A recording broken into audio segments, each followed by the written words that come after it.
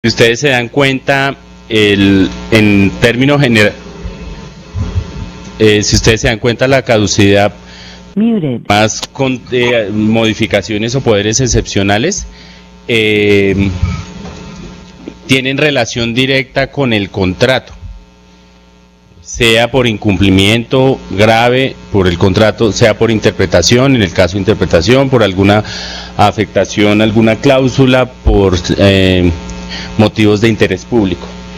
Pero hay dos causales de caducidad que la ley 80 en su primer desarrollo y la ley 610 de 2000 que tiene que ver con la responsabilidad fiscal fijaron unas situaciones especiales que pueden llevar a la declaratoria de caducidad, y una de ellas es por acceder a peticiones o amenazas para desarrollar el contrato. Este tiene su origen cuando en su momento, pues como producto de los movimientos de los grupos al margen de la ley, trataban de constreñir a contratistas con el objeto de obtener provechos para la ejecución de un contrato.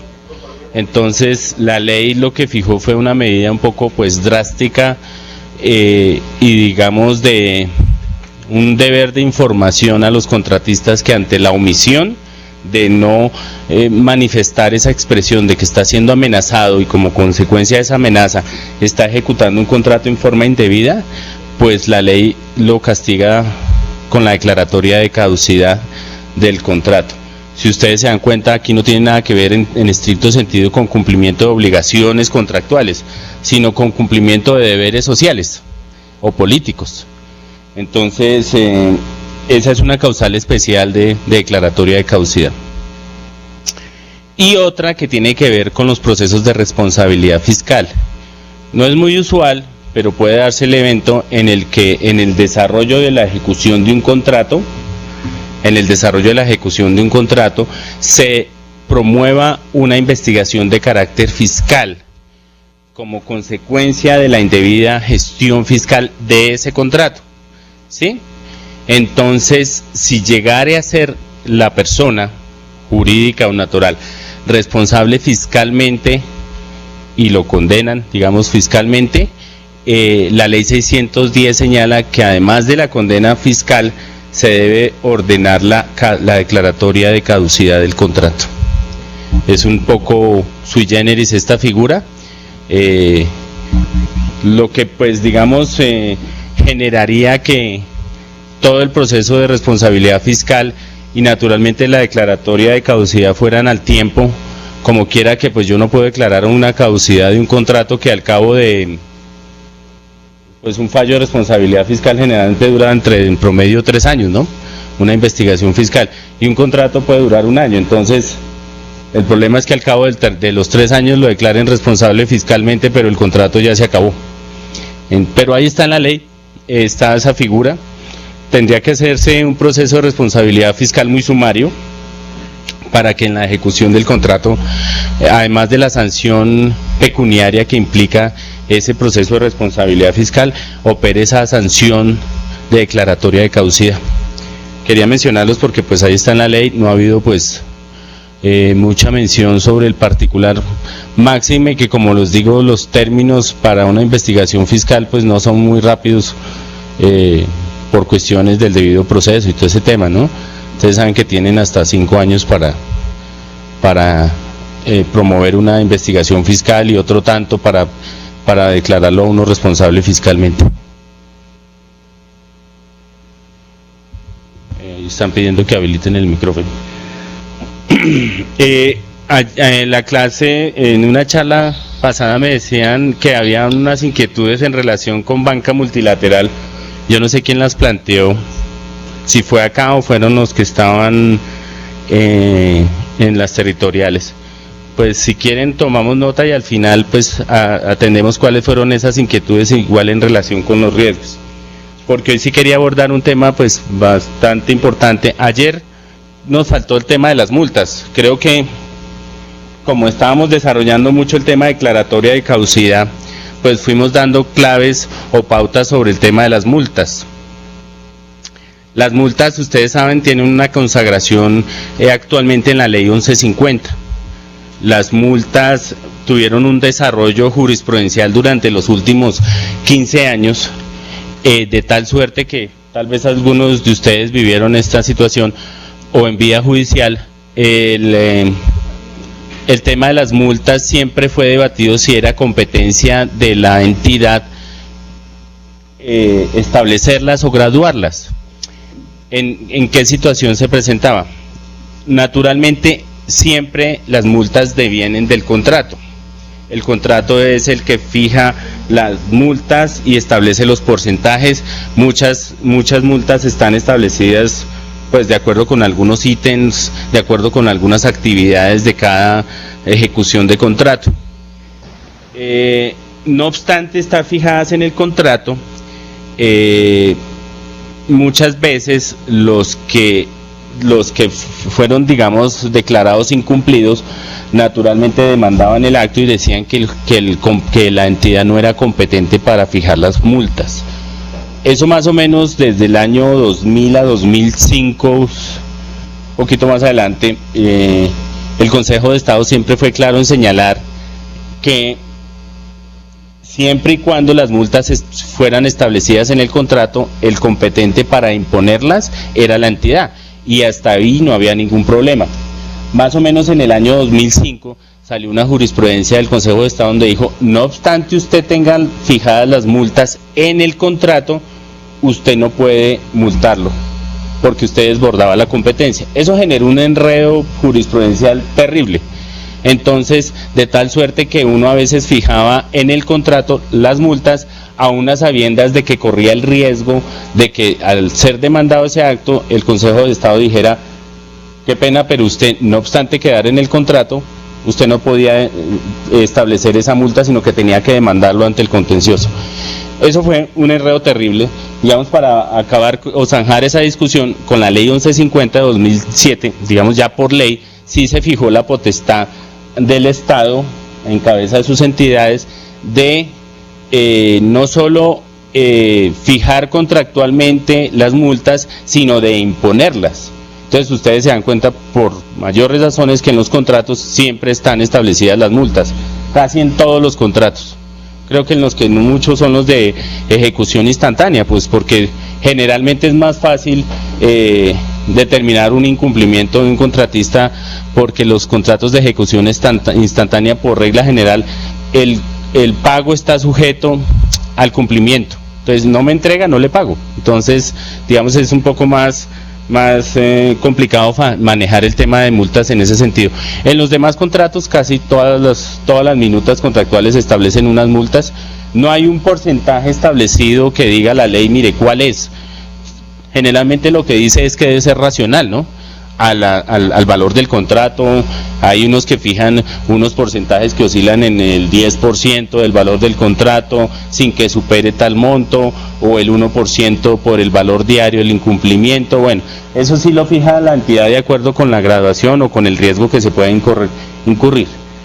¿Qué sucede en estos casos? Como está consagrado contractualmente, porque pues con una previsión, si el contrato no prevé multas, ahí sí no puede uno imponerlas. ¿Correcto? No se puede imponer algo que no está en el contrato, porque ahí se opera la autonomía de voluntad. Si se cometió un yerro o no quisieron imponer multas ante un incumplimiento, ahí sí le tocaría a la entidad demandar ante el contencioso administrativo y decir que considera que el monto de los perjuicios debe ser de tal valor. Entonces, anteriormente, antes de la expedición de la ley 1474, que es el Estatuto Anticorrupción, no se establecía como un procedimiento muy claro sobre qué hacer en el caso de las multas, y eso lo fijaban al arbitrio de la entidad. La entidad generalmente podía imponerlas, incluso a veces vulnerando lo que nosotros decimos el debido proceso, es decir, no se surtía toda la etapa de concertación, de acercamiento, de exposición de los motivos por los cuales la entidad consideraba que se iban a poner una multa. Y podía durar una multa, un procedimiento de multas, hasta después de vencido el contrato. Entonces ya perdía su razón de ser. Ustedes saben que las multas deben darse durante la ejecución del contrato, ¿Cuál es la finalidad de una multa? Lo que siempre nos han dicho, a premiar al contratista. Bueno, aquí hay un compañero que nos dice muchas gracias. Hay una resolución que establece el proceso de tasación, imposición de multas. Pues ahí me imagino que dirá cómo se impone la multa de acuerdo con el tipo de situación.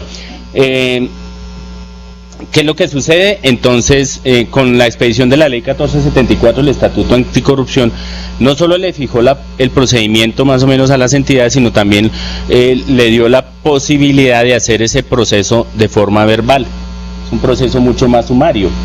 ¿Qué significa eso? Que en principio en una audiencia se puede de una vez determinar cuál va a ser la imposición de la multa de acuerdo con los montos que estén fijados en el contrato o en las resoluciones internas de cada entidad.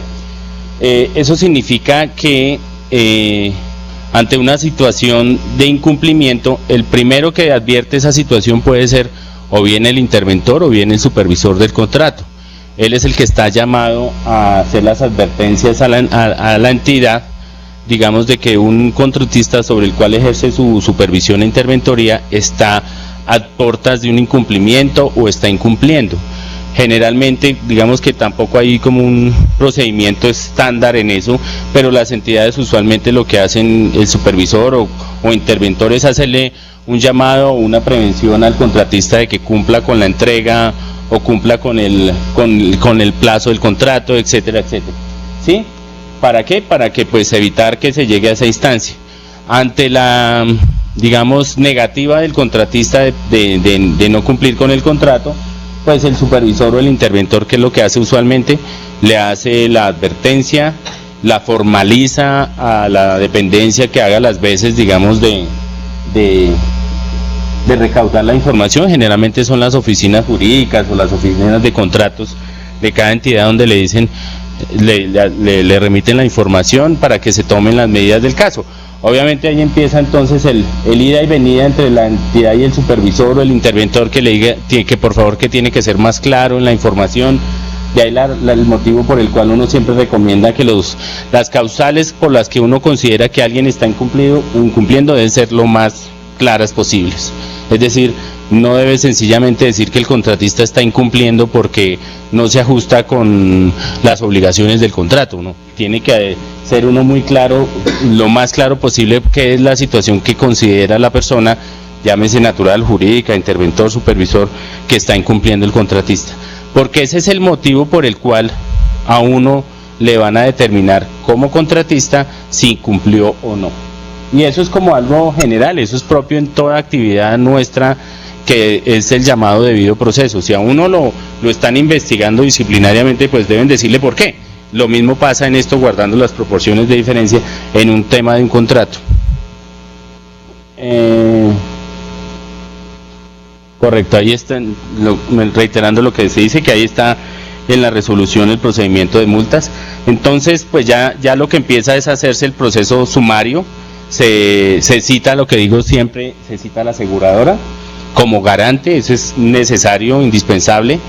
Se cita a la aseguradora, se cita al contratista y en la citación imagino que la resolución dice ahí que se le debe remitir la información pertinente al contratista y al garante sobre todas y cada una de las condiciones por las cuales se considera que hay un incumplimiento. Se le cita a una audiencia. En ese momento de la audiencia, me imagino el protocolo va a ser, pues se le hace la exposición de los motivos por los cuales la entidad considera que está incumpliendo, se le da un traslado a él, es decir, se le da la palabra para que exponga los argumentos, empieza como el tema de réplicas, me refiero a bueno, señor supervisor, frente a lo que él dijo, ¿usted qué consideraciones tiene? Si hay lugar a acuerdos, puede llegarse a acuerdos, eso no hay ningún motivo para no hacerlo. Sí, es todo un proceso en el cual uno le pide pruebas, no sé qué. En esencia la ley 1474 en su artículo 83 dice que en la misma audiencia se debe decidir el monto y la imposición de la multa. Obviamente muchas veces pues en una audiencia es muy difícil en 1 o 2 horas tomar una decisión. Pues para eso están las figuras de que a veces usan de suspender la audiencia, la diligencia. Eso le permite a la entidad decir, se suspende la diligencia mientras se recaudan las pruebas solicitadas por el señor contratista o se hacen a llegar por parte del interventor o el supervisor y se dará inicio a las 3 de la tarde al otro día, en una semana. Bueno, eso sí depende de la complejidad de la situación de la entidad, ¿cierto? Tomada en ese sentido, una vez reiniciada la audiencia o en la misma, se toma la decisión de la imposición de la multa o de los acuerdos que llegaré a dar como quien, porque el contratista puede decir, sí, mire, me he demorado porque es que no me han llegado los insumos que forman parte de la ejecución del contrato y se demoró la importación, el barco no ha llegado, lo que sea, pero ya mañana me entrega, entonces les pido que me den un plazo esta mañana, yo hago entrega y acelero el cronograma y les voy a cumplir dentro del plazo que está establecido. Pues la entidad es autónoma para decir sí o no, en eso sí, la esencia de esto es que uno no multe, ¿no? Pero pues si toca, pero yo diría que siempre hay la posibilidad de llegar a acuerdos que no desvirtúen la esencia ni el objeto ni de las entregas y que muchas veces digan que por esa razón no se va a prorrogar el contrato, ¿sí?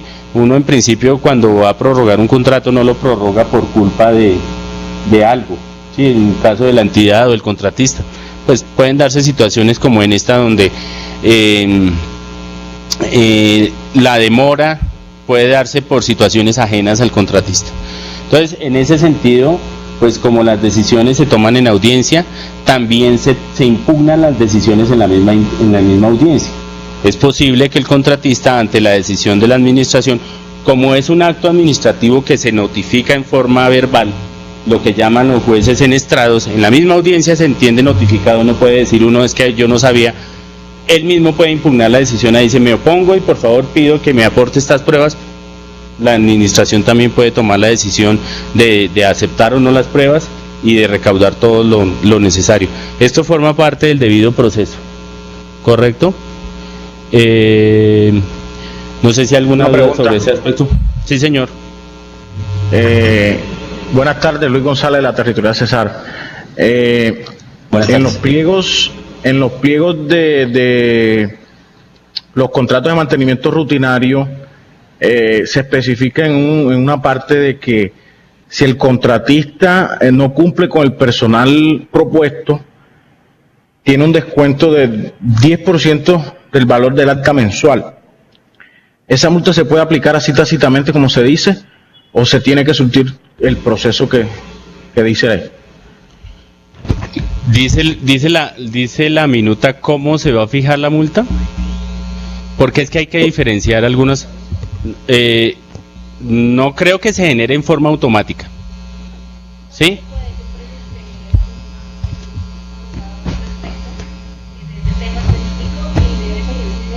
Igual proceso.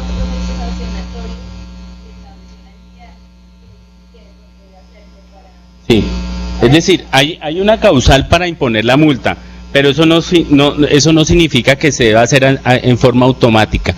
Las únicas que yo he visto que en cierto modo se generan en forma automática y no tiene que ver con temas de obra, son en temas de tecnología, donde he visto los famosos acuerdos de niveles de servicio, donde hay unos porcentajes de efectividad de la comunicación o de la conectividad.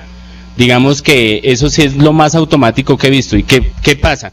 Generalmente, digamos, le imponen al contratista un deber de un nivel de conectividad, póngale usted el 98%, entonces le dicen, si usted baja del 98 hasta el 97, entonces se le cobra una penalidad y se le descuenta de la próxima factura un monto del 0,1%. Eso en principio es automático y ahí casi siempre no hay problema, digamos que el contratista diga, no estoy de acuerdo porque es más medible, ahí sí. De tecnología me disculparán, pero creo que más o menos así es que se mide, unos índices de efectividad, pero en los demás, como el caso del que cita el compañero, no obstante decirse que se le va a realizar un descuento sobre de un porcentaje, hay que surtir de todos modos el debido proceso, o sea, está anticipado el procedimiento, está anticipada la causal de la multa y el monto, pero el procedimiento no dice cómo, entonces como no lo dice, hay que seguir la regla general. Y es el debido proceso, porque qué tal él diga cuando usted le va a imponer la multa, dice, pero es que usted no me citó, no me dijo, no me escuchó que eso obedeció por una circunstancia de fuerza mayor o caso fortuito, ¿correcto? Entonces no entra en forma automática. Ok, gracias. Sí, señor. Aquí dice no suspender o aplazar el proceso.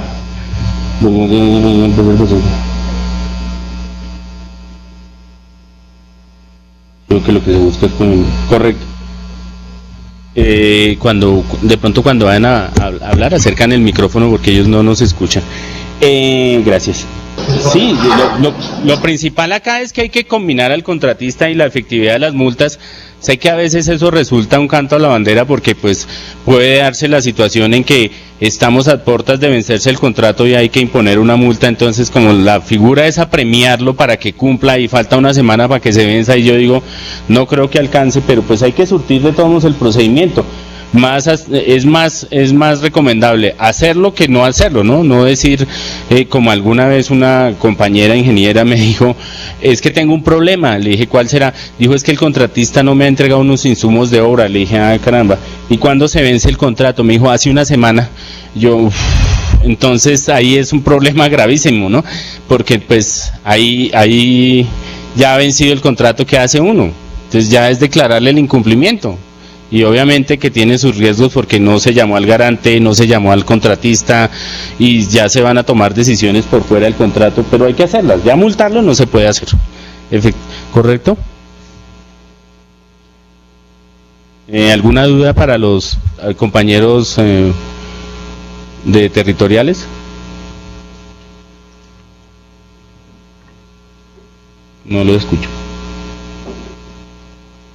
Creo que hay alguien que pregunta, pero... Una pregunta. Tengo una inquietud.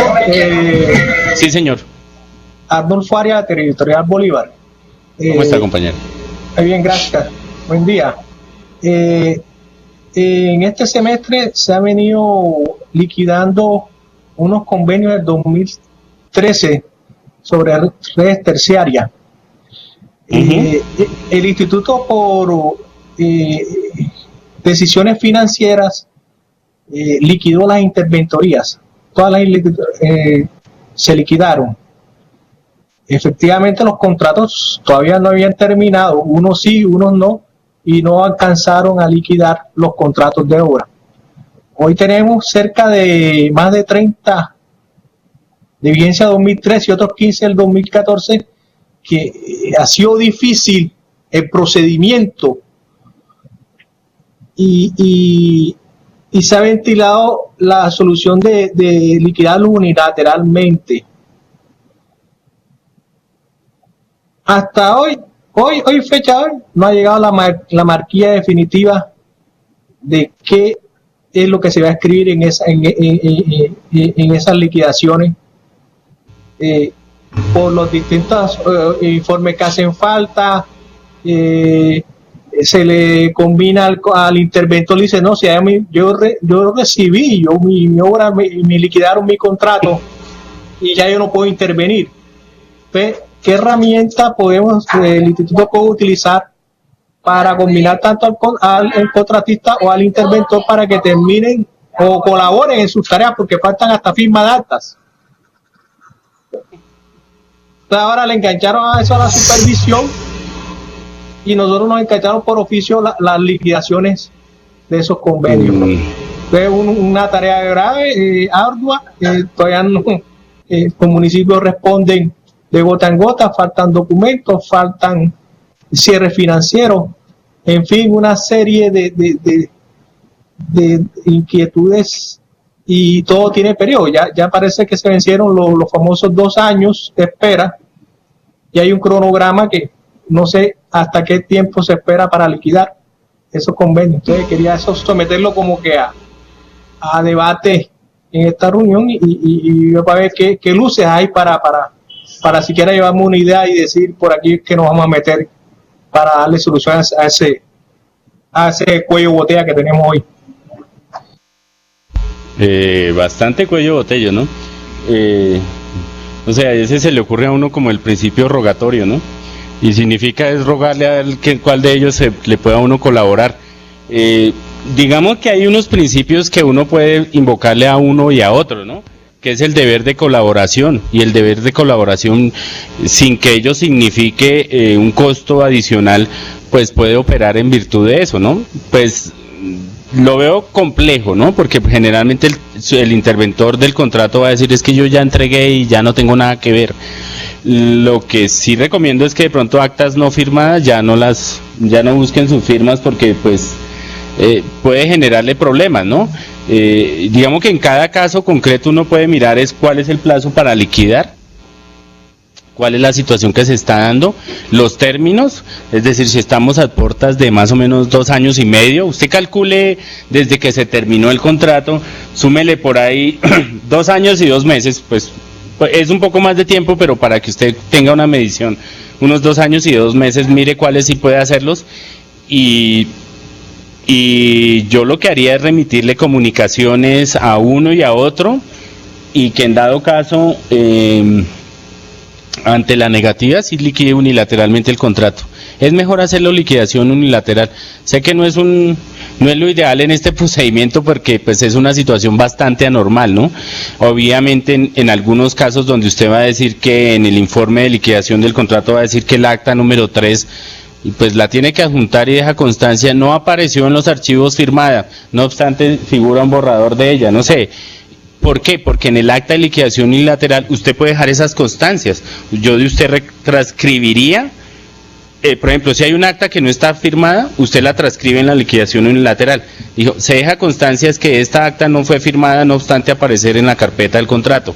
Como usted le está dando la posibilidad al contratista de que liquide en forma bilateral o en dado caso en forma unilateral, porque recuerden ustedes que la liquidación unilateral también hay que notificarla y es susceptible de recurso, entonces él puede decir, sí estoy de acuerdo en esa liquidación, entonces usted implícitamente está pudiendo solucionar el caso, pero ahí sí es como de cada enfermo, eso es como, tiene como unos 133 pacientes ahí, le entendí, tiene una cantidad de situaciones que cada uno puede ser diferente, pero yo le diría como estandarizando es, mire el término de liquidación, más o menos 2 años, 2 meses, sé que es más, insisto, pero como para que usted tenga una medición y hacer un barrido y casi en todas es liquidar unilateralmente. Obviamente siempre manifiéstele al contratista que se acerque a liquidar en forma bilateral, si no se liquidará en forma unilateral. Y como le digo, y deja todas las constancias en ella, actas que no están firmadas, que se sustrajo el interventor, y hace lo mismo con los contratos en relación con el interventor, o sea, también lo notifica. Es difícil el tema, no niego que no sea, es un poco pacífico porque es un tema de papeles. A la final, eso lo que lo enreda a uno es que ante la no liquidación de un contrato a uno le pueden generarles acciones disciplinarias. Entonces uno es el que está ahí y usted sabe que a uno si usted muestra gestión, lo puede, digamos, exonerar cualquier responsabilidad. Pero si usted dice, no, es que no se hizo nada porque yo vi que no hay nada que hacer, no. Usted, yo diría ahí como siendo abogado del diablo, usted manda unas comunicaciones a los contratistas y usted ya está mostrando gestión y está diciendo, mire, yo hice todo lo posible, pero ahí sí, ante lo imposible nadie está obligado, ¿no? No sé si... Lo que le entiendo es que el tema es mucho más complejo, porque, claro, es bien complejo. Porque los contratos que se derivan de los convenios, o sea, son suscritos por el otro ente estatal, y como tal es el otro ente estatal el que tendría que liquidar el contrato, y nos asignan a nosotros la supervisión del contrato de la interventoría para hacerle la interventoría a ese contrato de la otra, firmado por la otra entidad. Entonces lo hace un poquito más complejo. Esa es la apreciación, compañero, sí, pero casi la misma connotación, es que digamos que usted casi que en esos tipos de liquidaciones usted se vuelve, y discúlpeme la expresión, un razonero, porque lo que empieza es hacer las constancias de que conforme con lo que dijo tal, de acuerdo con lo que dijo tal, pues a usted no le puede constar ninguna información porque es una labor más de gestión documental, ¿correcto? Pues de supervisión e interventoría, de liquidación o sea, están designados es para la liquidación del contrato, porque no estuvo presente. Estamos designados para la supervisión del convenio. Sí. Están designados para la liquidación. Sí, y para la supervisión del contrato de interventoría que firma el INVIAS. No para el contrato que se deriva del convenio firmado por el otro ente estatal. Sí, aquí para aportar un poco a lo que el compañero Arnulfo, la preocupación del compañero Arnulfo, seguramente es una preocupación que nos asiste todos los territoriales, ese problema de la liquidación de los contratos derivados y de los convenios, porque, bueno, por múltiples razones a veces liquidan el contrato de interventoría y de hecho quedan unas obligaciones a cargo de la interventoría, porque entiéndase que la interventoría es técnica, administrativa y financiera también. Entonces tiene el deber de hacer el cierre financiero, de cerrar la cuenta de manejo conjunta habilitada para digamos, el manejo de los recursos dentro del convenio y el pago de los contratos derivados. Entonces, ¿qué pasa? Si liquidan una interventoría, esas obligaciones prácticamente nos quedan a nosotros los gestores, y básicamente está uno a merced de quién, del ente territorial, escribiéndole, solicitándole, rogándoles, porque yo no veo, yo pensaría que lo que debería darse es un amplio plazo, siquiera de un año después a la interventoría, así se hacen sus actividades, digamos, técnicas y administrativas, pero esa financiera sí hay que dejarle un plazo, porque es que si se liquida, ¿cómo se puede pedirle a ellos, por ejemplo, que intervengan después de ese hecho? Yo no entiendo, de verdad. Y eso nos queda a nosotros ese lastre, a los subgestores de las territoriales nos queda ese lastre, y nos abren disciplinario por ese hecho. Entonces, es un fenómeno bien complicado, Sí, evidentemente es bien complejo y de hecho, pues uno hace la advertencia es que en algunas entidades los contratos de interventoría no los liquidan hasta que no él participe en la liquidación del contrato de obra, y lo dejan a uno casi amarrado hasta que quede liquidado el contrato. Pues digamos que ese sería el ideal, no en todos los casos se puede dar esa situación.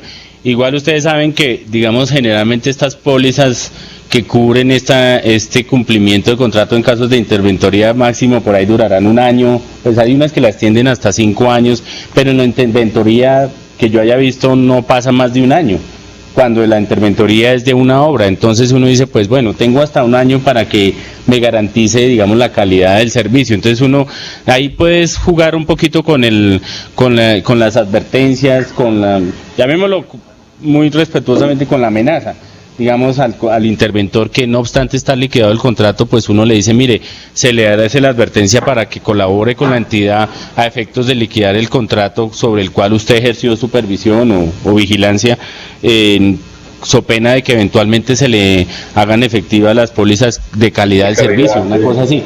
Pero pues sí, evidentemente es un problema grave, porque ahí hay una falencia, en el sentido de que estoy ejerciendo la liquidación de un contrato sobre el cual ni la entidad participó, sino que exactamente, participó fue al final, y de hecho está solo siendo actor para la liquidación, porque lo demás pues nunca fue partícipe directa o indirectamente, y menos el supervisor. Lo que sí yo recomendaría es que en alguna forma, por el lado de ustedes, pues para lo que decía ahorita el compañero, mañana uno termina problemado con un problema disciplinario, es que uno muestre gestión. Mire, yo mandé cartas a todo el mundo y nadie me respondió, yo procuré que me liquidaran unilateralmente el contrato y nadie lo hizo, ¿sí? Es menos riesgoso que decir, es que yo sabía que no se podía hacer nada, entonces yo no hice nada. Sí, pues sé que en el papel es muy fácil decirlo, pero pues con ustedes que tienen 1000 cosas en la cabeza, pues debe ser complejo. Pero sí recomiendo es que no dejen eso en el tintero, porque si ya les mandaron esa responsabilidad, uno puede hacer las advertencias por lo menos a la alta dirección o a las directivas o al que funja como director, y dice, mire, estoy teniendo problemas con estos contratos que no he podido liquidarlos, por lo que solicito me diga qué debo hacer, o qué sé yo, varias cosas que pueden usar para evitar que, digamos, esos documentos o esos papeles se le duerman a uno, y que ahí sí después uno entre a responder por algo que no hizo, ¿no? Me refiero, no, las circunstancias del silencio de los últimos 2 o 3 años los voy a llevar yo, ¿correcto? ¿Listo? Correcto. No sé si iba a decir algo más. Ahí lo que le aportaría es que de pronto estamos confundiendo dos eventos, o sea, dos partes del proceso del contrato, y es el recibo de la obra como tal derivada, ¿sí?, que debe ser por parte del interventor, y la liquidación del contrato. Entonces lo que plantea el compañero tiene que ver con temas del recibo de la obra por parte de nuestro interventor, y después la liquidación de ese contrato para poder a su vez liquidar el convenio. No sé si me entiendas la complejidad. Entonces el tema es decir, no se han firmado actas de obra, no se ha hecho recibo, y entonces debería actuar el interventor. No sé si debería actuar en los recibos, ¿sí? Para poder liquidar después unilateralmente al menos la otra entidad y después liquidar el convenio. Esa es la complejidad que tiene. Pero estaríamos confundiendo la liquidación con el recibo de la obra. Entonces, sí, pues digo, es bastante compleja la situación, ¿no? Porque pues digamos que hay que mirar también si hay algunas actas que él sí pueda firmarlas, ¿no? Porque pues digamos obró la voluntad, pero pues falló esa omisión de suscribir un acta, que sencillamente uno lo que hace la advertencia es que el acta solamente está recogiendo la información de lo que en su momento se dio. Digamos que faltó la comunicación o la manifestación expresa del interventor. Así ya se hubiera liquidado, pero lo que inclusive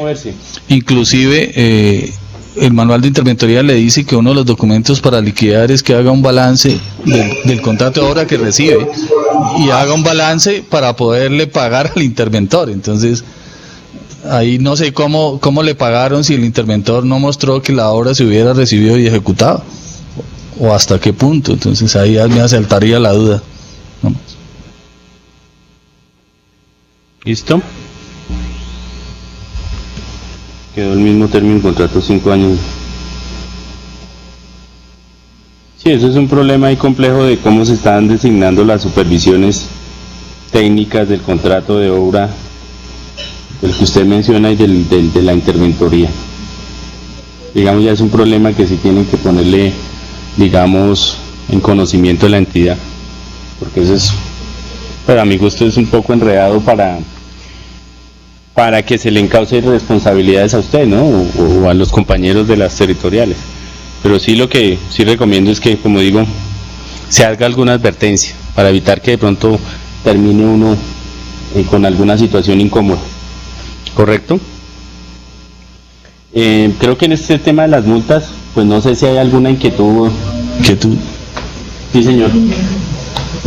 No sé si nosotros tenemos una multa automática o una sanción automática cuando en los programas de inversiones se atrasan y le hacemos el cálculo, sobre todo en los contratos con ajustes.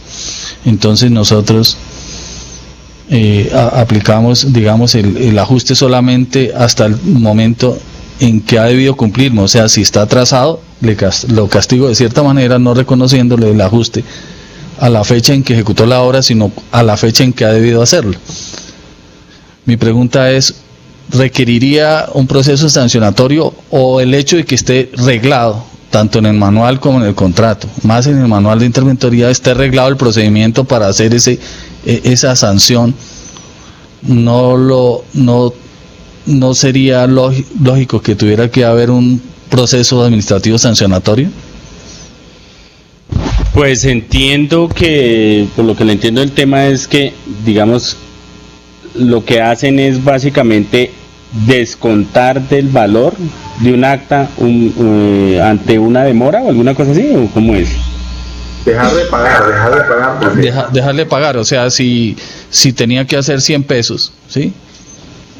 Y dejó de hacer 50, se los pago esos 50, le ajusto 50 con el índice de este mes, pero esos 50 que eran del mes pasado, se lo ajusto con el mes del mes pasado. Entonces, de cierta manera, le estoy haciendo una sanción automática. Claro, pues sí, evidentemente es automática y viene teniendo mucha relación con lo que comentaba hace un momento en esos temas de tecnología, donde hay lo que llaman acuerdos de niveles de servicio. Por eso le decía, es muy similar. El hecho de que esté arreglado no dice que tengamos que hacer un proceso sancionatorio. No, es que si usted se da cuenta, las multas y las cláusulas que establecen esos temas, a pesar de que están en la resolución, porque eso es lo que está arreglado, ¿no? O sea, hay una forma de establecerlas, pero el procedimiento no dice cómo hacerlo, se le descontará.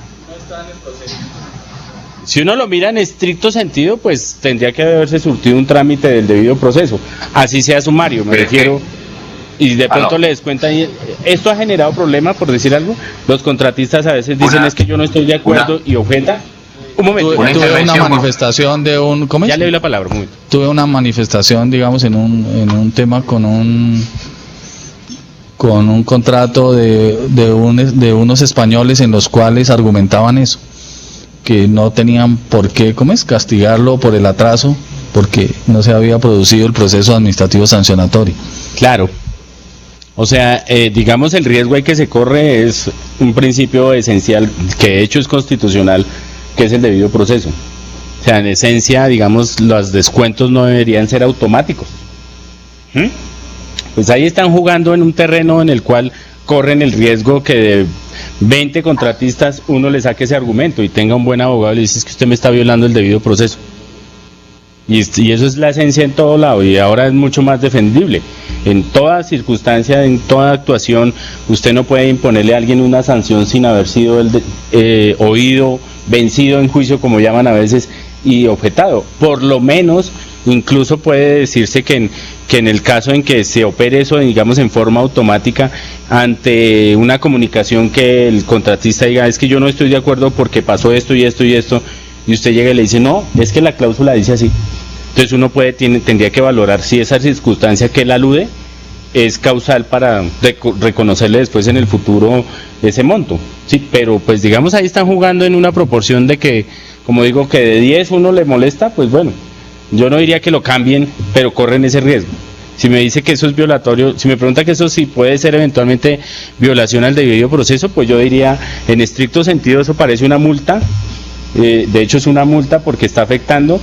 Lo que uno empieza a cuestionar es cuál es la esencia de las multas. Entonces usted empieza con toda esa teoría, no es a premiar al contratista, y aquí pues incumplió, o sea, sigue ejecutando el contrato en forma normal, no afectó el plazo de ejecución, ¿cierto?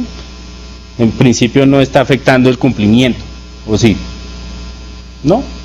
Pues no lo altera en forma sustancial. Entonces, por eso es que tal vez a veces muchas entidades... Probable que tenga los dos, o sea, que esté en un sancionatorio. Esa es de esas figuras que el desarrollo contractual ha ido variando. El cálculo de los ajustes. Correcto. El desarrollo contractual ha ido variando, digamos, la esencia normal de lo que todos entenderíamos como unas multas. No, se demoró. Incumplimiento, procedimiento, multas. Esa es la fácil. Pero hay situaciones excepcionales o complejas que uno dice: bueno, yo fijé un procedimiento mucho más expedito donde le estoy dando cierta posibilidad, y casi que es palmaria llamémoslo incumplimiento, aunque puede ser otra la palabra para no confundirnos, aunque es palmaria la situación, y que el descuento es casi efectivo. O sea, sí es, lo que usted dice es cierto, pensaría que sí es automático, pero si uno lo mira como en esencia muy jurídica, está casi que violando el debido proceso, ¿no? Porque no le dio oportunidad de defenderse, ni siquiera le dijo: le voy a hacer esto, y él no dijo nada.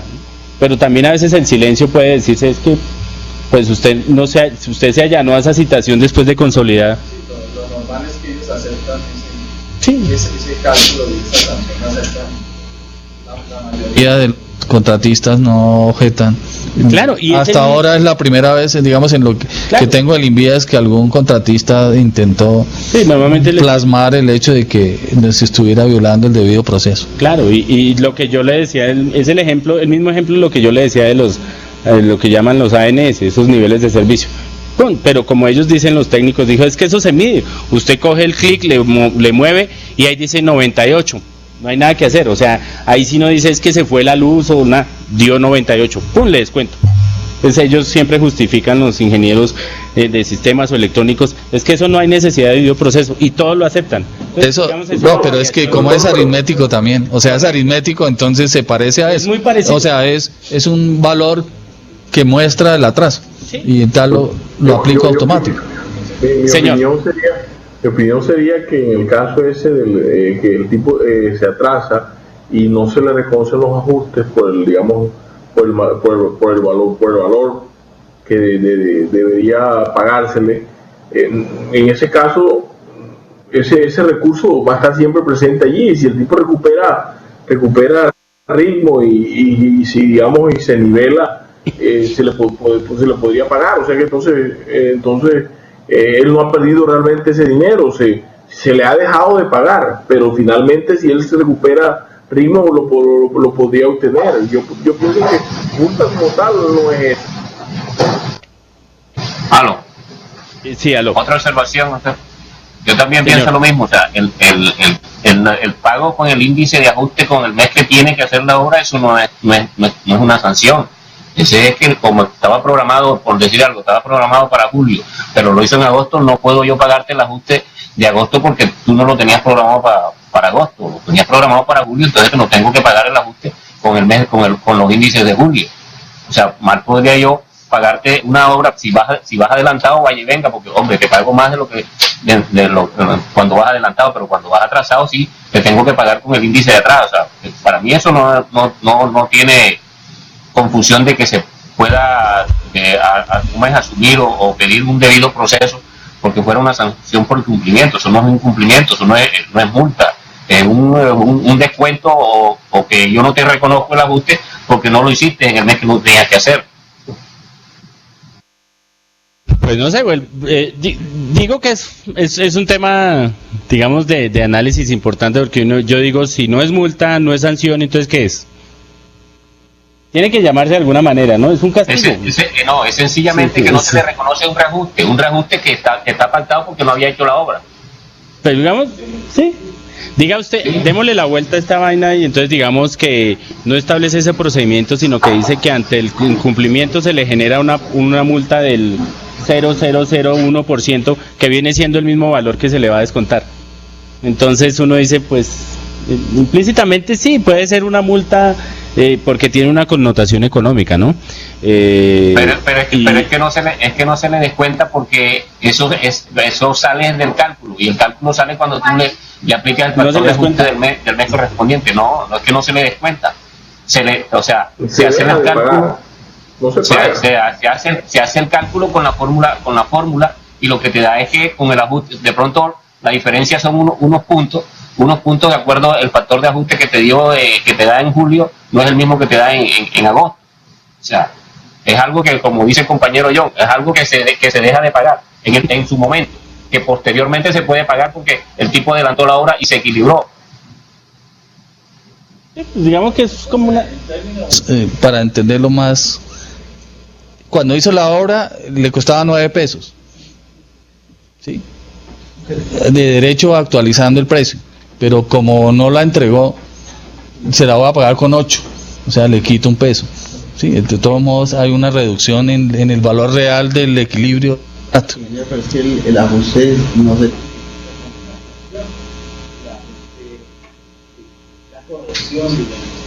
Sí, hay que mirar si eso evidentemente puede ser o una especie de sanción, de castigo o una corrección al valor real, porque si es una corrección al valor real, pues yo no diría que no es sanción ni multa, es un ajuste a la realidad del contrato, pues porque estos contratos son tan complejos que son dinámicos económicamente, entonces, pero pues no sobra aquel que le diga que es que está violándole el debido proceso, porque todo lo que tenga una connotación económica, pues obviamente va a generar mucho ruido para el contratista. Sí, y es que, por ejemplo, las multas están tasadas muchas sobre el valor del acta y por cada día, digamos, en mora de entrega, y ese valor no retorna más nunca después de descontado al contratista. Cosa diferente, digamos, el ajuste que se debió efectuar con cierto índice allí y se hizo con el índice, digamos, del mes anterior, por lo tanto no percibió ese valor que él esperaba, pero ese recurso siempre va a estar allí. Diferente a la multa es sobre el valor del acta, un porcentaje que se descuenta y jamás va a regresar al contratista, entra a las arcas de la entidad. Sí, del tesoro incluso.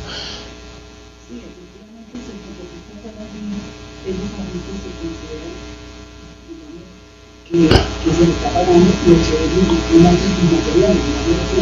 Cuando se atrasa, pues de alguna manera, en el caso de se trabaja como un castigo, porque de todos modos lo que es invirtió, de más no se va a pagar, se paga con el peso anterior.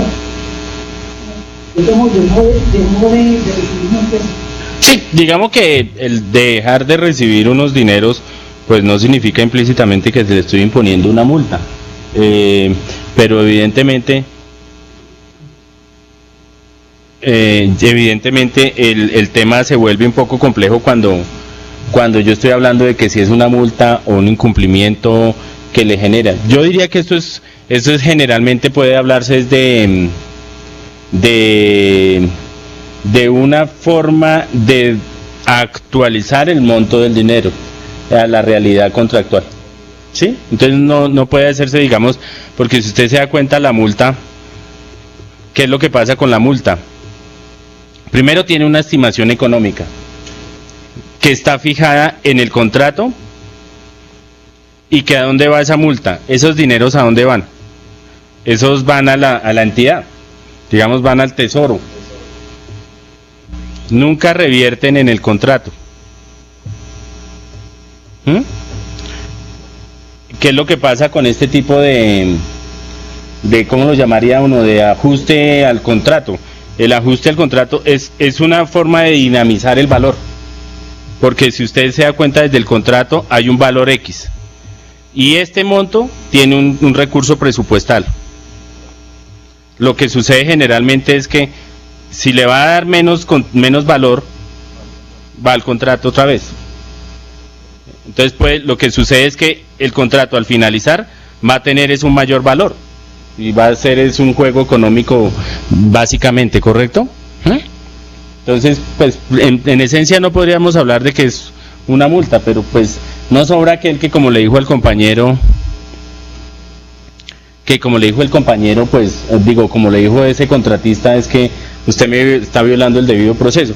Pero, pues entendería yo que hubo un argumento de parte de la entidad para decirle que no se vulneró el debido proceso, porque pues esta cláusula contractual, porque está en el contrato, sobra decirlo, está fijada expresamente, ¿cierto? Entonces, digamos, ahí uno dice, es que no estoy haciendo una decisión que está ajena al contrato, sino es parte o forma parte de todo lo que es el contrato. Eso hay de dónde defenderse, digamos, es más fácil defenderse en esta situación, ¿correcto? Creo que faltaba una parte de los poderes excepcionales y es la famosa cláusula de reversión. Esa, digamos, es en principio uno de los poderes excepcionales, pero eso está principalmente sobre los contratos de concesión, ¿no?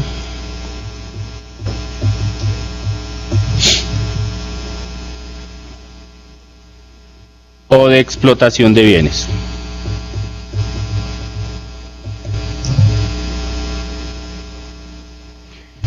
¿Y qué figura que generalmente ocasiona esto, no?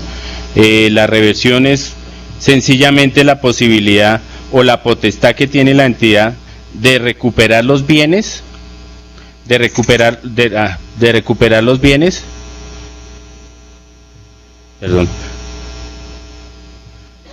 de recuperar los bienes una vez finalice la concesión. Ustedes saben que cuando surge el contrato de concesión, al concesionario se le entrega una vía, una obra o una actividad. Esa concesión tiene un término X, llamemos que fuera de 30 años. Eso no es de 30 años. A la entrega de la concesión al inicio se le entregan unos bienes, muebles o inmuebles, o él entra a engrosar dentro de la concesión otros bienes, vehículos, grúas, ambulancias, qué sé yo, predios para el tema de peajes, para la sede administrativa, bueno, que estén dentro de la concesión. Todo eso, al finalizar, ¿qué es lo que sucede con esos bienes? Debe reintegrarlos a la entidad, sin que haya una suma adicional para reconocerle, porque eso es una potestad del Estado y tiene una esencia, ¿no? Pues los bienes que yo le entregué, pues sobra decir, eran míos y yo se los entregué, llamémoslo como en calidad de préstamo, mientras proseguía la concesión.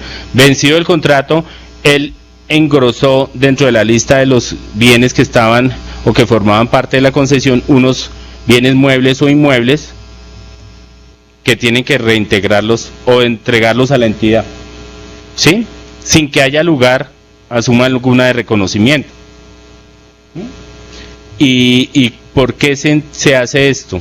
Muchas veces, pues como se supone que él cuando inició la concesión hizo una estructura económica del contrato, ese valor ya él lo determinó en sus costos financieros, ¿no? Eso no es que él me lo regale, eso ya él ya lo cobró. Sí, si él me entregó un vehículo, si él entregó a la concesión un vehículo, me disculparán que yo de carritos, él entregó a la concesión un vehículo, pues ese vehículo al iniciar la concesión tenía un valor, él lo compró de 20 millones de pesos. Cuando él está haciendo todo el tema de descuento de la concesión, si es en un peaje, él coge su parte, la entidad otra, bueno, el Estado, todo lo que, las formas de distribuir la concesión, ahí ustedes saben, pero dentro de ese monto que él hace, él tiene derecho a la retribución, ahí hay un pequeño porcentaje de retribución del costo del vehículo.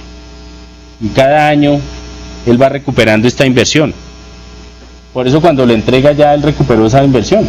Entonces no es que sea gratis, él ya entró a formar parte, digamos, ya obtuvo la utilidad frente a ese tema. La tasa de retorno, en ese caso vuelve el propietario, es decir, lo que estábamos diciendo. Básicamente en eso creo que no hay mayor discusión frente al tema de las cláusulas de reversión, porque pues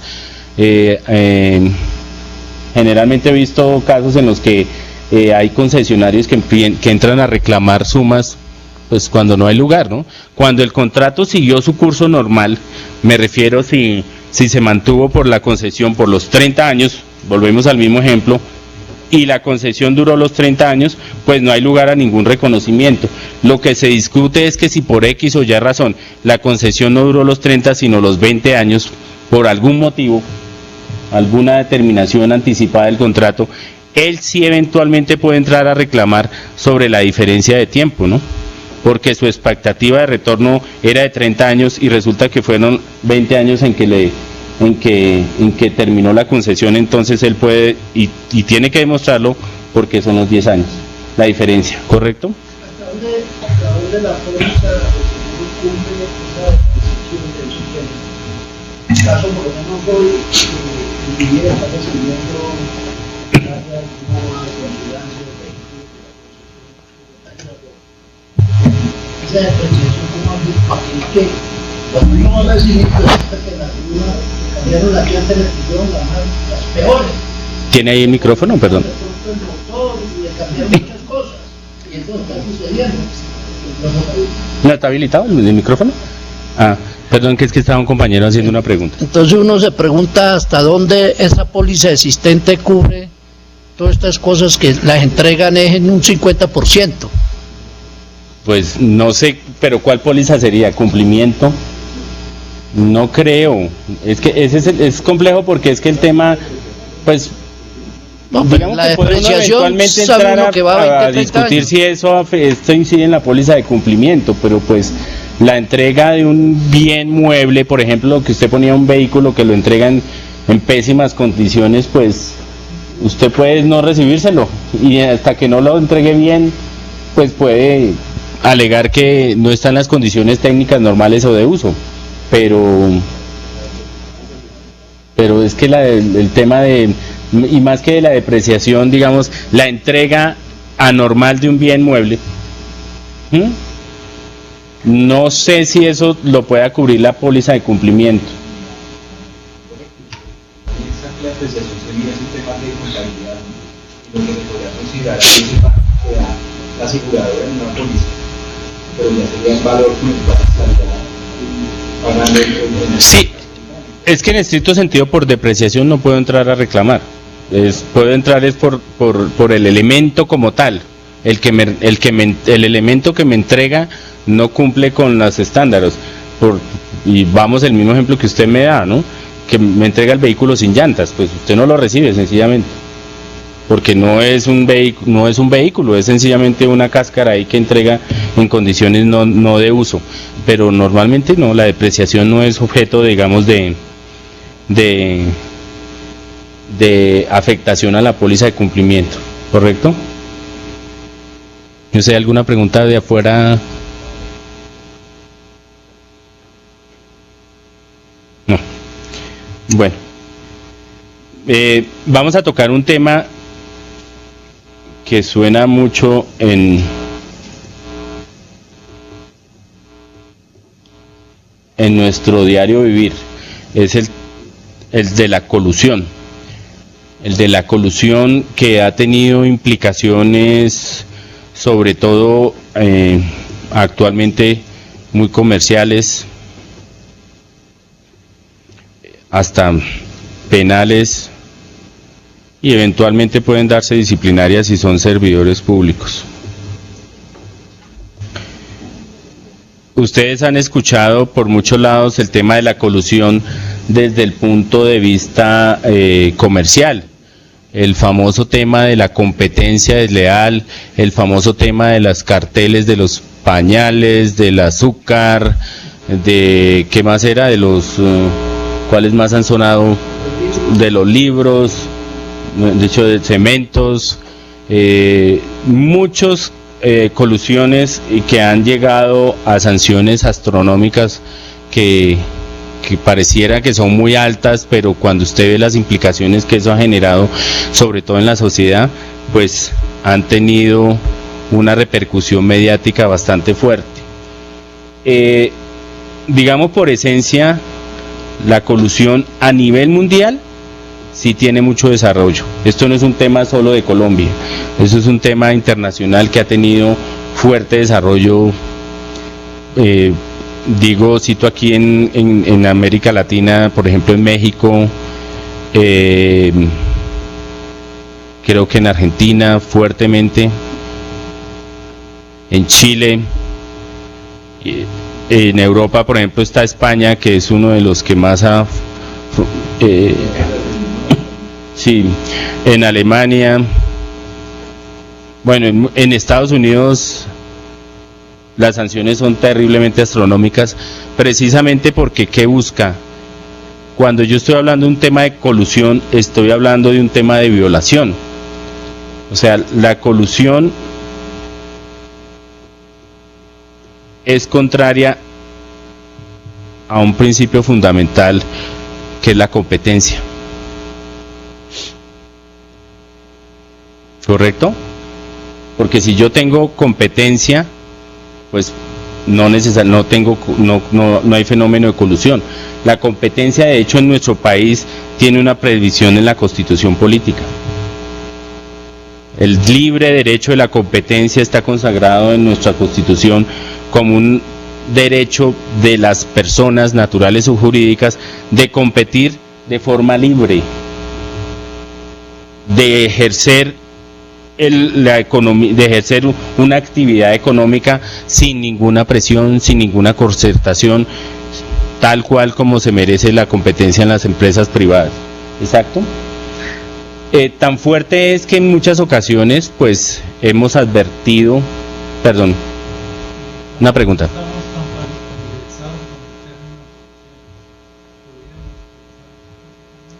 Ya le digo más o menos lo más cercano a una definición. Sí, muchas gracias.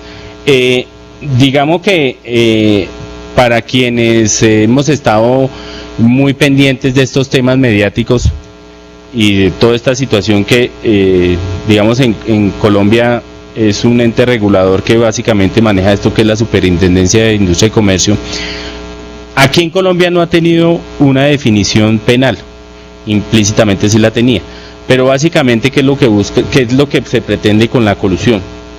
La concertación. Aquí va a haber un acuerdo entre dos o más personas para generar una conducta fraudulenta. ¿Y cuál es el objeto de esta conducta fraudulenta? Obtener un provecho y defraudar a alguien, ¿no? Entonces digamos que ese fenómeno de la colusión lleva implícitas unas partes que se ponen de acuerdo, pueden ser una, dos, tres, las que sean. ¿Para qué? Para afectar a una sociedad, para afectar a una entidad, para afectar a un tercero, en el caso de un proceso licitatorio, por ejemplo. Sí, a un mercado en efecto. Entonces, ¿qué podemos decir de una sociedad, un mercado? El caso que dábamos de los cuadernos. El cartel, ¿a quién afectó? Pues a toda la sociedad. Efectivamente, cuando 2 o 3 o 4 firmas se ponen de acuerdo para establecer precios unificados y de no incrementarlos y mantener el mismo valor, ¿a quién está afectando? A la sociedad como tal. Cuando estoy hablando de por qué a la entidad, estamos hablando, por ejemplo, de procesos licitatorios, en los cuales hay muchos eventos, ahorita los miramos, hay varias posibilidades de colusión, en los cuales se ponen de acuerdo 1, 2 o 3 proponentes o los que sea para acordar condiciones del mercado, precios, ¿correcto? ¿Qué es lo que hacen generalmente? Pueden, cuando usted está desarrollando la etapa de estudios previos, se ponen de acuerdo para decir que usted manda los estudios previos o solicita las cotizaciones, los potenciales oferentes mantienen un mismo valor. ¿Para qué? Para que usted establezca en el estudio previo y en el CDP un monto y sobre esa base es que compiten en forma fraudulenta. ¿Correcto? Desde ahí usted puede ver. Y sin ir más allá, más adelante miramos otro.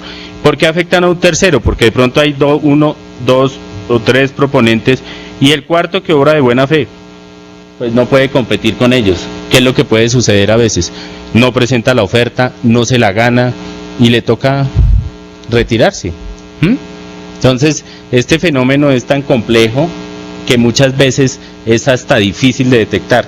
En el tema de esto que les comentaba de los pañales, de los cementos, de ¿cuál fue el otro? Del azúcar. Es tan complejo que incluso si ustedes se dieron cuenta en el caso del azúcar es que no tiene que ver con temas contractuales, pero sí es importante para que lo vean. El tema del azúcar fue tan trascendental que llegó a darse creo que fueron 3 ingenios azucareros en Colombia, me parece que todos eran del Valle, por casualidad, no nada que ver con... ¿Sí? Se pusieron de acuerdo, no solo acá, para mantener los mismos precios, sino también se pusieron de acuerdo con importadores o distribuidores de azúcar en Perú, creo que fue, y en México. ¿Para qué? Coloquialmente dijeron, yo no entro a su país y usted no entra al mío. Entonces fue una concertación, digamos, maquiavélica. Obviamente entonces ustedes escucharon pues algunos medios de comunicación, sobre todo uno que era dueño de creo que 2 ingenios, donde eso duró como 3 meses dando duro, que eso era injusto, que eso era arbitrario.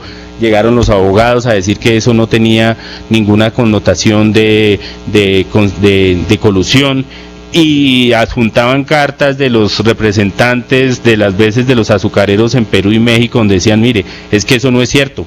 Pues obvio que va a decir que sí era cierto, porque allá también ahí lo investigaban. Entonces eso generó unas multas muy, muy, muy altas, ¿sí? Las multas generalmente, ¿quién las impone? En nuestro país el ente que hace la investigación es la Superintendencia de Industria y Comercio.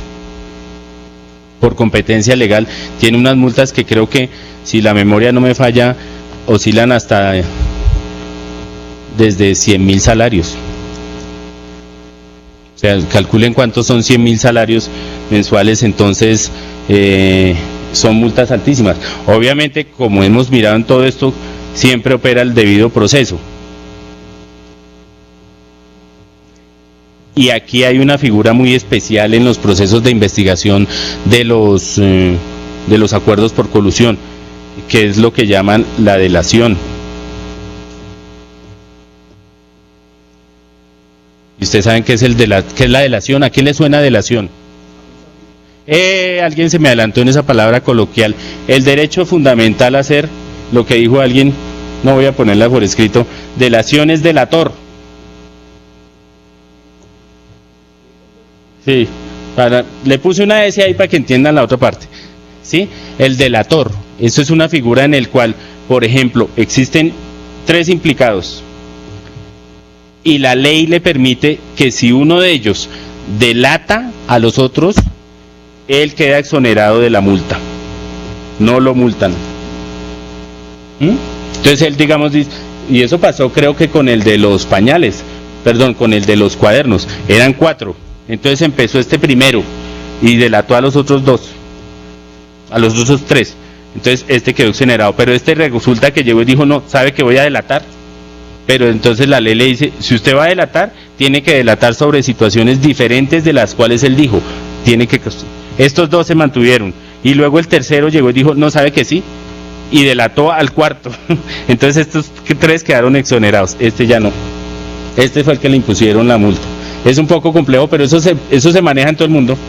O sea, no es solo del tema colombiano que uno dirá acá, ay claro, como es Colombia, entonces aquí como fue acá, no, eso pasa en todo lado.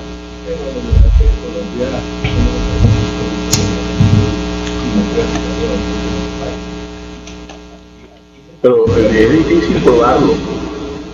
Claro, pero déjale alguna réplica, incluso sabe que él fue uno de los primeros países líderes en eso en Europa, en Alemania. Y uno dice pues que es una sociedad que un poquito más calificada, un poquito más que nosotros, pero allá imperó un tema de delación muy fuerte. Entonces digamos, aquí lo que ha pasado es un proceso de investigación bastante avanzado y operó todo este tema de castigo para este tipo de situaciones anómalas. Ya vamos a ver cómo se aterriza esto en la actividad contractual. ¿Alguien preguntaba alguna cosa por fuera, perdón?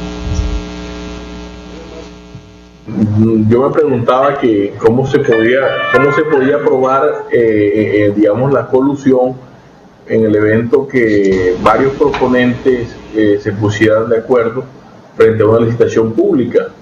Es decir, si no hubiese algún delator, es difícil, ¿cierto? Si no hay, digamos, esa figura. Claro, sí señor, es muy complicado, pero ahí por ejemplo yo les recomiendo, encontramos unas guías que maneja la Superintendencia de Industria y Comercio, le voy a mandar por link aquí el compañero, donde establece unas recomendaciones y unas sugerencias. No son fáciles, pero ante la advertencia suya, por ejemplo, uno dice, creo que todos, pues uno es sagaz y uno dice, estos por qué se ponen de acuerdo, esto suena muy raro. Muchas veces sucede que, por ejemplo, cuando estamos en la etapa de estudios previos o de mercado, los precios son muy iguales. Y uno dice, ve, todo está exactamente igual, todo es como raro, ¿no? Todos pusieron el mismo valor, todos dijeron las mismas condiciones. Entonces hay unas recomendaciones que donde dice, advierta donde hay situaciones donde es muy uniforme, ¿sí? La situación en el proceso de estudio previo, pues mira a ver que de pronto hay un fenómeno ahí de colusión. Demostrarlo no es fácil, eso sí lo entiendo. Lo que pasa es que hay una cosa, en el asunto del estudio de mercado, el estudio de mercado se basa en la estadística de procesos que se han hecho a través de la entidad, a través de otras entidades. Es decir, no es tan fácil en la actualidad manejar el asunto de precios de mercado en ese sentido. No, eso es cierto, pero pues digamos, el aspecto es ahí está en el papel donde uno dice advierta situaciones en las cuales puede haber concertación desde la etapa de estudio previo. Ya desde el proceso licitatorio uno puede decir que, por ejemplo, a uno le causa sospecha, puede que sea infundada, pero le causa sospecha donde hay 2 o 3 que preguntan 20.000 cosas en la etapa de prepliegos y cuando se van a presentar no se presentan. Y uno les cede, les corrige, les ajusta, el pliego se ajustará y no se presentan, y solo se presentan 1 o 2. O cuando, por ejemplo, usted llega ya a un proceso de evaluación, hay digamos, 3 proponentes. Exactamente, hay 3 proponentes y usted está en la etapa de evaluación y el primero hay que solicitarles unas aclaraciones y las cumple, y los 2 siguientes que usted les pide declaraciones que son, digamos, fáciles de apuntar, no lo hacen. Entonces ahí uno empieza a decir, uy, aquí hay algo raro. Obviamente no es fácil demostrarlo, pero hay recomendaciones en esa naturaleza donde dice, si usted le está pidiendo un documento que es fácilmente conseguible, adjúnteme la tarjeta profesional del ingeniero que usted me solicitó como equipo de trabajo y usted no la junta. Pues estoy exagerando ahí. Entonces hay situaciones en las que muchas veces uno puede evidenciar ese tema. ¿Qué otro caso? El silencio. Por ejemplo, ante un proceso de evaluación donde hay objeciones, normalmente tiene el derecho a replicar todos y ninguno dice nada, ninguno de estos dice nada. Claro, digamos que uno diría, hay de dónde presentar observaciones y no lo hace. O sea, ahorita miramos algunos casos que nos fija, digamos, la Superintendencia de Industria, donde dice cómo puede uno tener en cuenta ciertos problemas de colusión.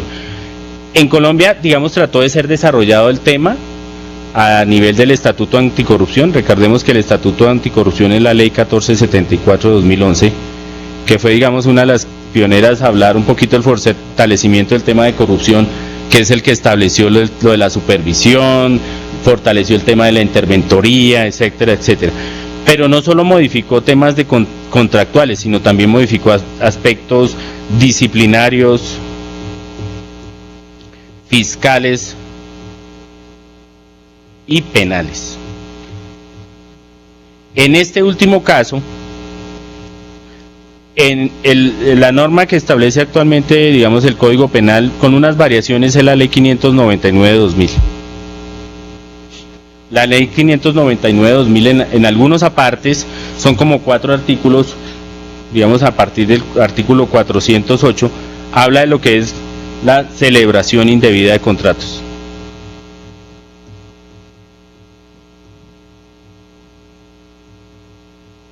Y tiene 3 o 4 tipos de celebración indebida de contratos, por ejemplo, violación al régimen de inhabilidades legal, violación al régimen de inhabilidades e incompatibilidades, interés indebido en la celebración de contratos, el celebrar contratos sin el cumplimiento de formalidades, y adicionó uno en esta parte de celebración indebida de contratos, que es el artículo 410A.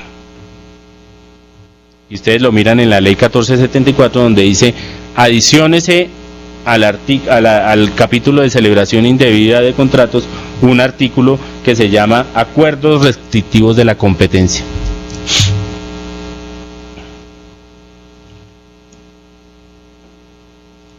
Y se lo voy a leer porque pues es tal cual lo dice la norma penal, y pues así es más de las más exactas. Dice: el que en un proceso de licitación pública, subasta pública, selección abreviada o concurso se concertare con otro con el fin de alterar ilícitamente el procedimiento contractual, incurrirá en prisión de 6 meses a 12 años y multa de 200 a 1000 salarios mínimos legales mensuales vigentes, e inhabilidad para contratar hasta por 8 años.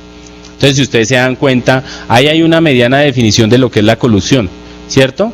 Es una concertación con el fin de alterar en temas de contratación, porque la colusión es como en una definición muy general, es acordar con una o dos más personas una celebración o un acuerdo indebido para afectar a otro, llámese persona natural o jurídica. En el caso de los acuerdos restrictivos de la competencia en materia de contratación, si ustedes se dan cuenta, lo que dice es alterar ilícitamente un procedimiento contractual. Entonces ahí es llamémoslo una colusión de tipo contractual. Y aquí establece una causal de disminución de la pena. En el parágrafo también habla de lo que es el delator. Recuerden que por regla general las conductas penales tienen sanciones penales y son por esencia privación de la libertad. Pero aquí dice: el que en su condición de delator o claramente mediante resolución en firme obtenga exoneración total de la multa que le impone la Superintendencia de Industria y Comercio en una investigación, podrá reducírsele la pena en un 40%. O sea, si él, por ser delator en un proceso licitatorio, que generalmente también lleva implícita una investigación de la Superintendencia de Industria y Comercio, que aquí fue sancionado, pero que, como digo, fue delator, le pueden reducir la pena en un 40%. O sea, la pena sigue, pero se la reducen en un 40% de la que le imponen, ¿sí? Y la inhabilidad ya deja de ser de 8 años, se la bajan a 5. Entonces, aquí también en materia contractual opera el delator, ¿sí? ¿Qué es lo que pasó, por ejemplo, con todos esos temas de los carteles famosos? ¿Por dónde empezaron? Por todo el proceso de investigación, correos electrónicos,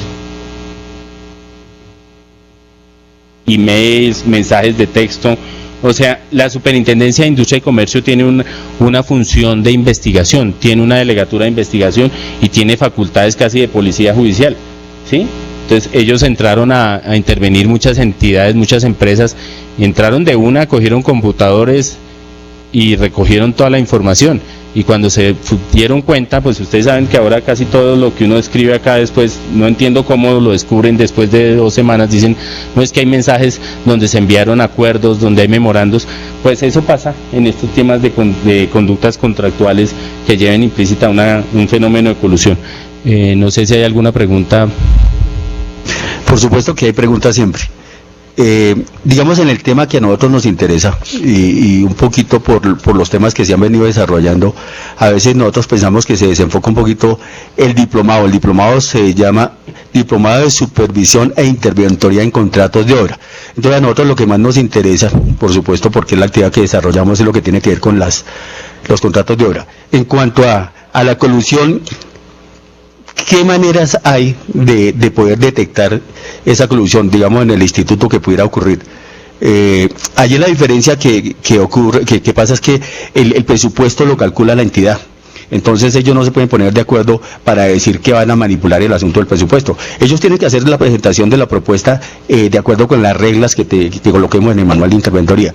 ¿Cómo se podría detectar una posible colusión y en qué casos podríamos decir que se puede facilitar esto? Correcto. Pues yo le hago una precisión. Primero, pues antes de hablar de una colusión contractual, pues tengo que definir qué es una colusión, porque si yo me pongo a decir que es colusión de licitación, de pronto el entorno general pues no se va a entender.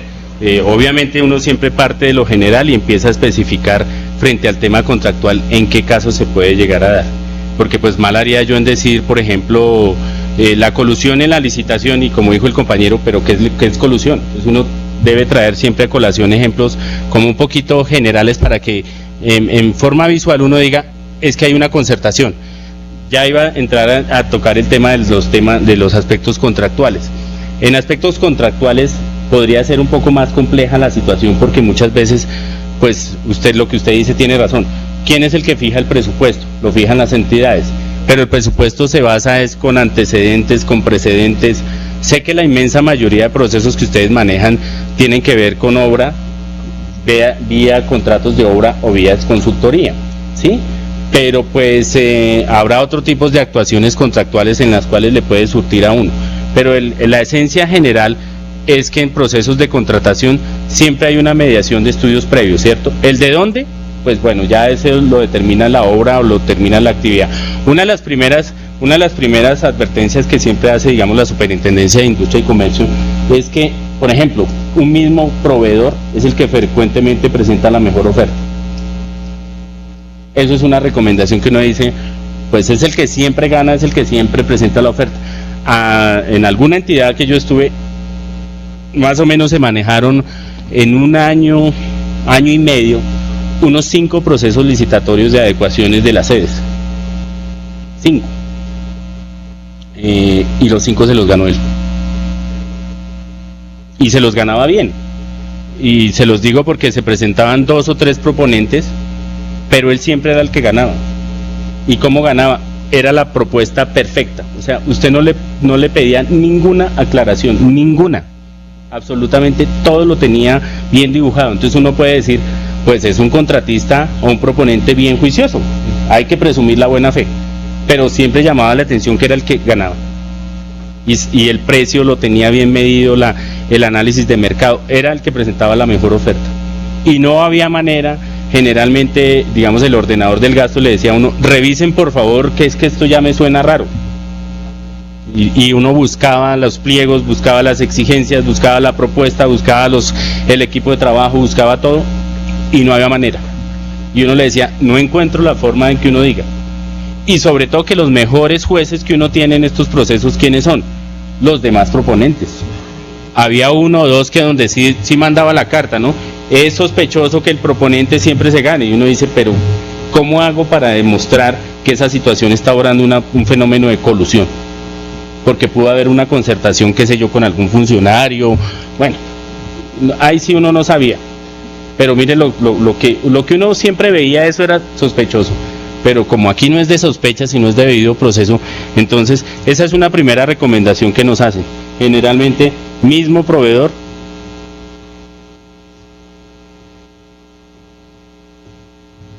gana, es el de la mejor oferta. Vuelvo y digo, son recomendaciones que dice, digamos, que dice la lectura, la doctrina, la Superintendencia de Industria y Comercio. No significa que con eso uno ya empiece como a darle duro a todos y decir, no, es que usted me dicen que es el más raro, ¿sí?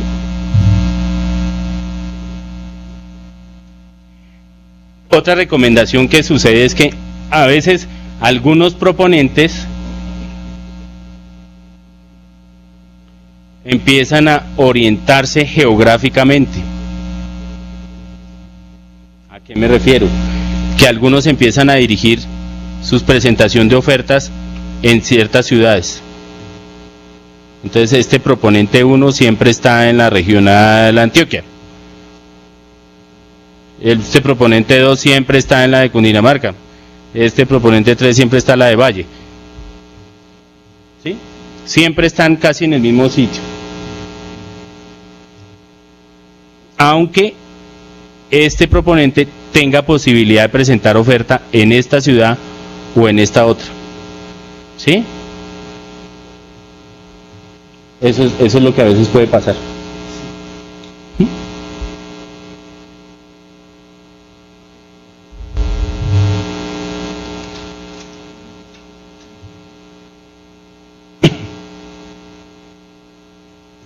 Otra recomendación que dice: ciertos proponentes deciden de manera intempestiva en desistir de la licitación.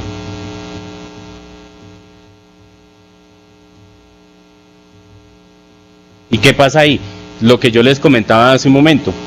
Hay proponentes que empiezan a preguntar 1, 2, 3 toda la semana y uno dice, uy, ya tenemos, porque pues uno en estos procesos de licitación o de convocatorias públicas, uno se vuelve un gerente y uno está interesado en que presenten oferta porque pues es su negocio, está interesado en que eso se cumpla y uno dice, bueno, ya por lo menos hay 3 interesados, como que no vamos a declarar desierto porque no llega nadie. Y resulta que hayan preguntado 2 proponentes, 7 preguntas, 20 preguntas y no se presentan. Entonces uno dice, pero ¿por qué desisten? Entonces es una de esas recomendaciones que empieza a hacer, digamos, a advertirse eventuales fenómenos de colusión.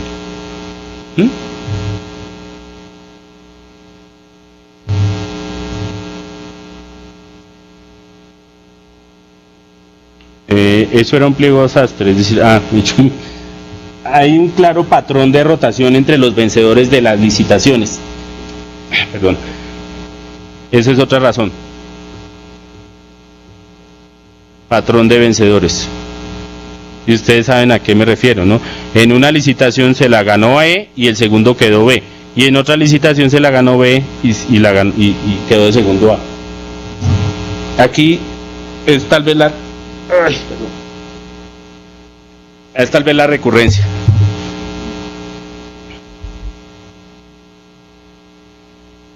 ¿Qué otra situación? Lo mismo, muy similar a lo que estábamos hablando de empresas que de pronto están habilitadas para presentar oferta, que a veces normalmente siempre la presentan y de un momento a otro no las ve uno ni siquiera en la etapa de evaluación de proyectos. De pronto uno las encuentra en la etapa de estudio previo, pero al presentar oferta no lo hacen.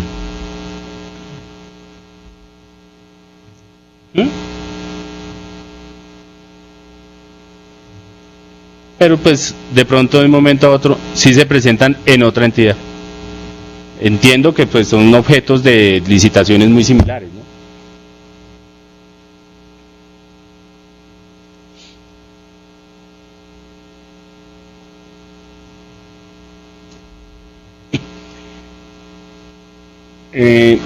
Otro análisis que se ha hecho es que muchos proponentes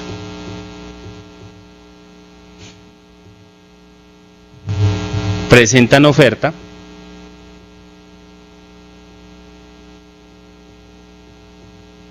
para no resultar adjudicatorios. ¿Y a qué se refiere esto? Es cuando ustedes de pronto advierten que porque este proponente presenta oferta si él sabe que no cumple con las condiciones que están fijadas en el pliego. ¿Y se la presentó? Pues digamos que muchas veces puedes como por llenar el bulto ahí dice, ya presenté oferta, pero para que digan, mire, se presentaron 5, pero 4 no sirven. Haciéndole juego a uno. Correcto.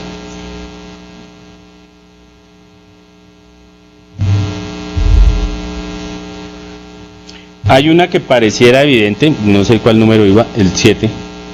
Dice que el participante que vence a veces subcontrata a los otros participantes. Entonces, está un proponente 1,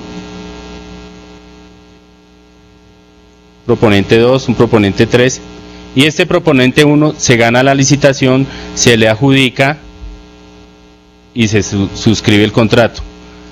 En el momento de ejecución del contrato, uno ve o advierte que subcontrata a uno de estos. Eso sí es evidente que hay una colusión, ¿no?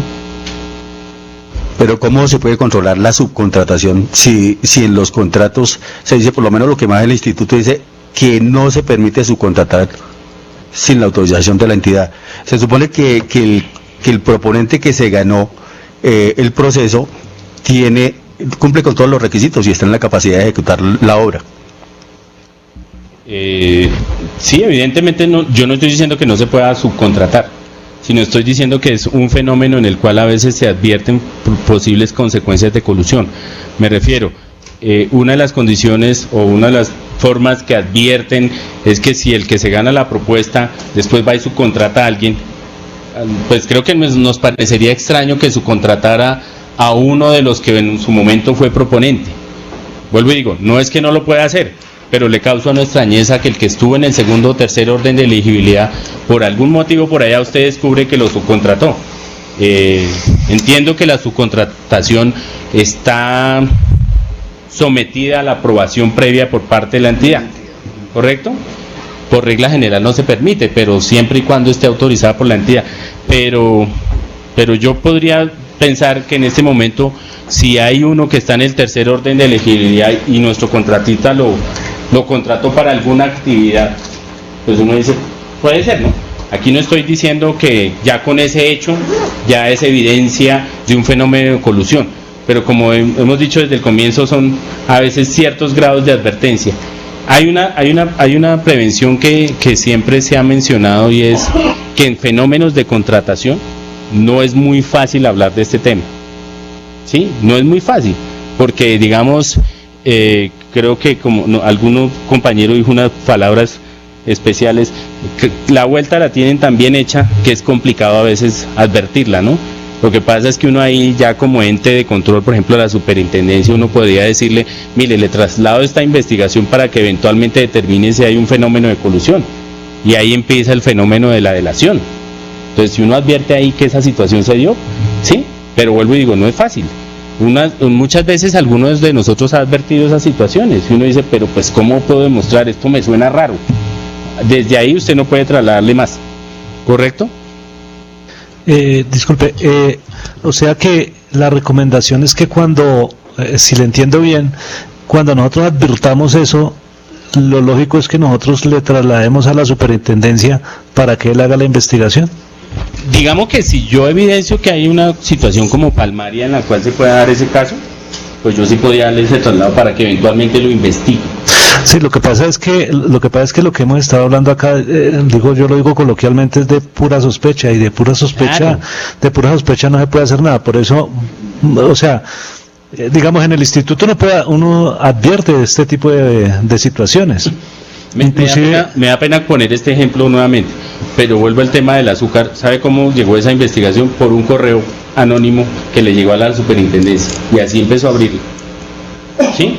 No sé si de pronto en temas contractuales, ustedes saben que siempre operan temas de contratación, siempre hay los famosos correos donde por favor verifique que aquí este proceso está mañado, ¿cierto? Eso ha pasado, creo que no sé si les ha sucedido a ustedes, que muchas veces hay gente que en forma oculta empieza a mandar correos. Pues uno podría eventualmente llegar a hacer la advertencia a la superintendencia de Industria y Comercio. Claro, digamos que no es que porque sencillamente solo se presentó uno, te dice, mire, aquí investigue eso. Medianamente uno tiene que tener algún grado de sospecha de advertimiento, ¿sí? Porque pues no es sencillamente la concertación como tal, pero vuelvo y digo, a mí me causaría mucha extrañeza donde hay un proponente 1 que se lo gana y subcontrata al proponente 2 o 3. A mí sí me diría, uy, esta vaina es como rara, ¿sí? Puede que en el principio de la buena fe hubiera estado obrando bien, pero por lo menos usted dice, mire, hay que hacer un avance, porque es que nosotros nos hemos quedado cortos en materia de contrataciones por eso, porque siempre decimos, uy, pero ¿cómo yo me voy a meter en ese rollo? Porque sencillamente mañana me van a citar a mí y yo soy el que va a terminar en problemado. Por eso es que uno generalmente lo que hace es el traslado para que eventualmente investigue. Usted no está haciendo no está lanzando ningún juicio. Usted no está diciendo, mire, es que él es culpable. Le mando esto, lo que llaman en materia penal el traslado de copias. Investigue esta situación. Usted puede incluso no narrar los hechos y que usted considera que esto está sucediendo, no. Sí, lo que pasa es que digamos como yo lo veo es que por el mero hecho de presentar, de uno advertir eso, pues no daría lugar ni siquiera a abrir investigación ni nada. Lo que pasa es que en estos temas de colusión y en otros temas, la única manera de advertirlo es que poniendo el caso de que digamos varios proponentes hacen colusión con el fin de ganar varias licitaciones y se la van rotando. La única manera de advertirlo es que esas mismas personas se vienen presentando año tras año o licitación tras licitación y llevar uno como una estadística. Lo mismo podría aplicarse para este séptimo punto, en el cual un proponente que es adjudicatario y resulta subcontratando al segundo y al tercero, uno tendría que llevar una estadística pues en advertirle que es común que él lo haga.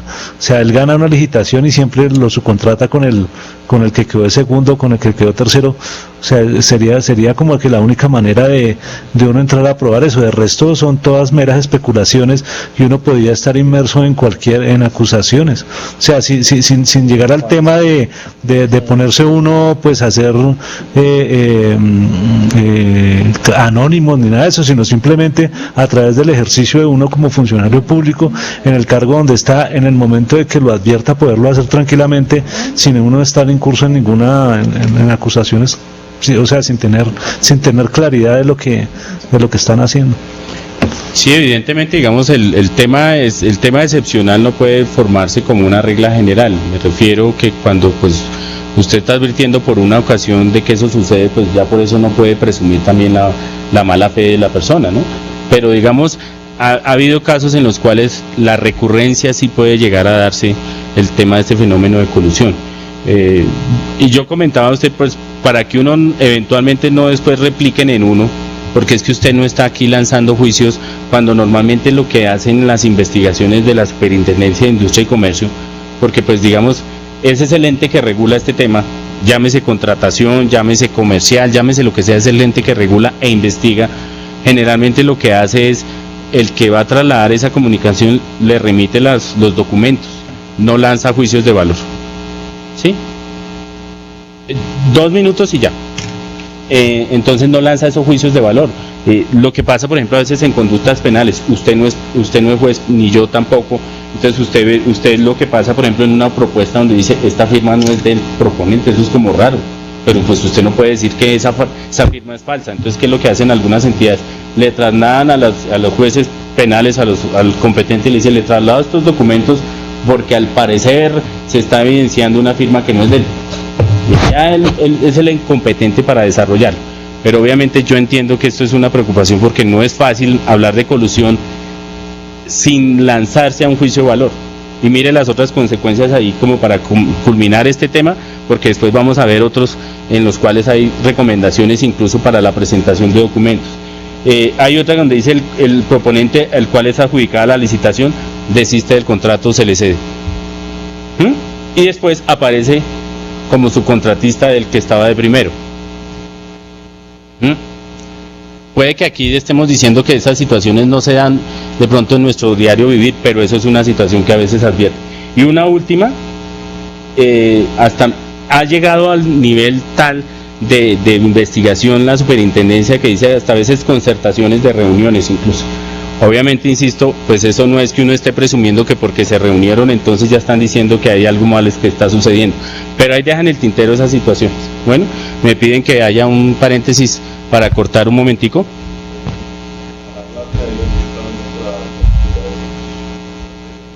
¿La qué?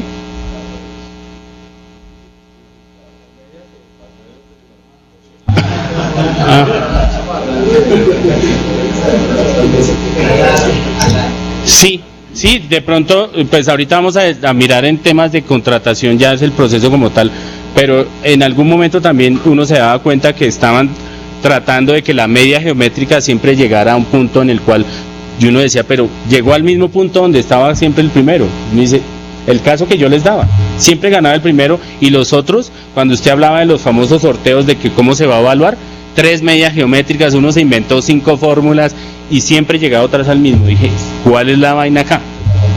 Sí, eso era muy raro. Lo que pasa es que, ejemplo, en el caso de las licitaciones, normalmente se utilizan 4 fórmulas y eso depende de la TRM.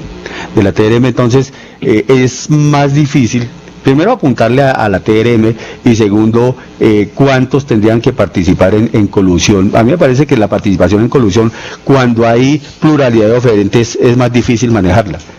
De hecho, yo creo que no se puede manejar. El asunto más bien es cuando, digamos, yo conocí casos en la empresa de acueducto alcantarillado donde 5 proponentes eran los que cumplían o tenían la capacidad para X cantidad de licitaciones. En esos 5 se hace la colusión, pero porque no hay más participantes. Pero cuando hay pluralidad, manejo de la colusión yo creo que no es tan sencillo en ese sentido. No, evidentemente. Disculpe, en el Instituto Nacional de Vías se hizo alguna vez, hace mucho tiempo, un ejercicio en el cual se determinó que la colusión a partir del 60% de los oferentes era válida. Esto, digamos, para responderle al compañero Manuel, si el 60%, más o menos el 60% se ponen de acuerdo, pueden mover cualquier fórmula matemática. Y eso tiene que ver y eso tiene que ver, para que se moviera tendrían que estar de acuerdo. Claro, y eso tiene que ver pues con geometría y tiene que ver con ecuaciones. Ahí uno empieza a observar, digamos, las campanas de Gauss, cómo es el comportamiento en los valores de las propuestas que se presentan, y cómo a través de un número de oferentes que es más o menos el 60%, se podría dar colusión. Eso reforzando lo que dijo Humberto Chavarría, en el sentido de que si son 5 y eso le aplicamos al 60%, pues quiere decir que 3 personas, en una licitación de 5, 3 personas le pueden mover con cualquier fórmula, si se ponen de acuerdo. Si eso lo escalamos, si son 100 los oferentes, pues poner de acuerdo a 60, le digo que es más difícil. Ahí es donde siempre se procuró, por lo menos en el instituto, que haya esa pluralidad de oferentes para empezar a disminuir ese fenómeno. Claro, y es sano, por ejemplo, lo que decía el compañero, que a veces ya muchas entidades manejan es 4 fórmulas, que me imagino que se determina es el momento del cierre cuál es la que se va a utilizar, ¿correcto? Es más, por lo menos en eso se ha ido ajustando, porque nosotros hablábamos del día anterior, la TRM del día anterior, y como se detectaron ciertos manejos que se hicieron, entonces se dice del mismo día, ¿cierto? Entonces resulta que los contratistas aprenden a que ellos pueden saber la TRM del día siguiente. Entonces, el asunto de esto es que todo lo que hagan las entidades, y en especial el Instituto Nacional de Vías, los contratistas buscan la manera de manipularlo. Nosotros hace unos años sacamos unas fórmulas para evitar empates, en especial en lo que es los concursos de méritos, ¿cierto? Y resulta que después de cierto tiempo los contratistas aprendieron a manejar muy bien las fórmulas y la empiezan a mover. O sea, hay una cantidad de como está diciendo el ingeniero Freddy, con un número determinado ellos aprenden a hacerlo. Lo que pasa es que siempre las entidades estarán en desventaja porque pues, no hay grupos digamos, de especialistas que le hagan el seguimiento a eso. No hay perfección frente a esto, pero digamos, se lo digo así como muy entre nos, eso evidencia una colusión, ¿cierto? Es que uno siempre, y yo entiendo, yo no estoy aquí como, uno aquí no va a ser fácil lanzar ese juicio, porque pues aquí no estamos hablando sino de un proceso licitatorio o un proceso concursal en el cual el que tiene que causar esa decisión va a ser, digamos, el director de la entidad o el de la institución o el subdirector.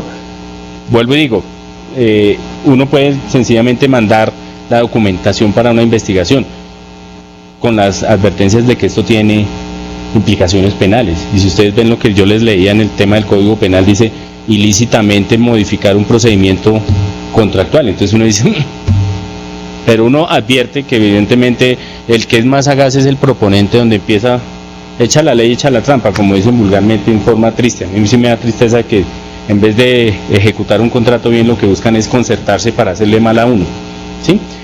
Perdón, me piden un receso, compañeros de acá, ¿cuántos? ¿10, 15 minutos? 15 minutos, si quiere descansamos, por favor.